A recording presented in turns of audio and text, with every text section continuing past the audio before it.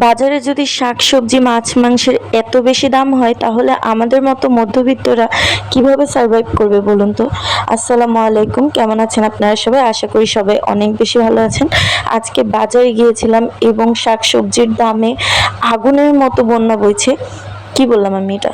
জিনিসপত্রের এত বেশি দাম হলে আমাদের মতো মানুষেরা কিভাবে বাঁচবে সেটাই বুঝতে পারি না মাঝে মধ্যে। যাই হোক, আমি এই মাছগুলো কিনে এনেছিলাম। তারপর এই মাছগুলো কেনার পর একটা সবজি খুঁজছিলাম যা মাছের পাশে দিয়ে খাওয়া যাবে, যেটা খেলে ভালো লাগবে। তারপর আমার চোখ পড়লো লতির দিকে, তারপর আমি কিছু লতিও কিনে নিয়েছি। আর আমি প্রায় সময় লতি দিয়ে মাছ রান্না করতাম আগে, তো সেই কথাটা আমার মনে পড়ে গেল। মাছে হলুদ মরিচ ভালোভাবে মাখিয়ে নিয়েছি, লতি কুটে নিয়েছি। ভাই রে ভাই, আমি একদম সকাল থেকে দুপুর পর্যন্ত বসে বসে লতি কুটেছি। লতির গায়ে একটু আঁশ থাকে, তাহলে আমার একটু ভালো লাগে না, আমি সেগুলো বসে বসে করতে থাকি। তো সব যখন হয়ে গেছে, মাছে হলুদ মরিচ মেখে এবার চুলায় বসিয়ে দিয়েছি এটা ভাজার জন্য। আর এটা মূলত চুলা না, এটা হচ্ছে একটা হিটার যেটার উপর আমি রান্না করি। এখানে মাছগুলোকে কিন্তু আমি অতিরিক্ত ভাজছি না, কারণ এই মাছগুলো অতিরিক্ত ভাজলে এটার টেস্টটা চলে যায় আমার মনে হয়।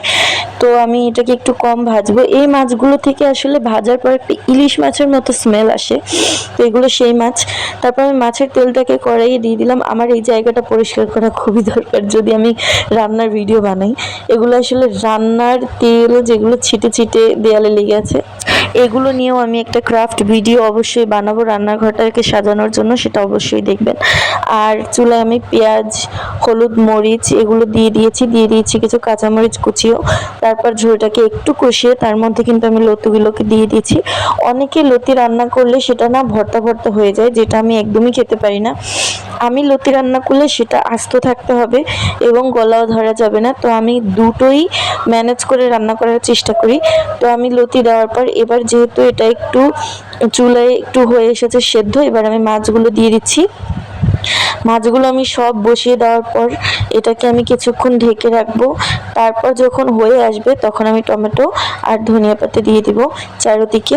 আমি কোনো প্রকার শুটকি অথবা মাছ ছাড়া লতি রান্না করে খেতে পারবো ভাই, কিন্তু টমেটো ছাড়া লতি আমার মুখে একদমই রোচে না। তো আমি টমেটো দিয়েই সবসময় লতি রান্না করলে আমার টমেটো দেওয়াই লাগবে, আর ধনিয়া পাতা থাকলে তো কোনো কথাই নেই।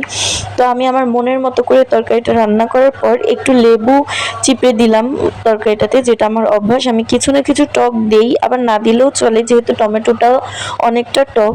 তো আমার রান্না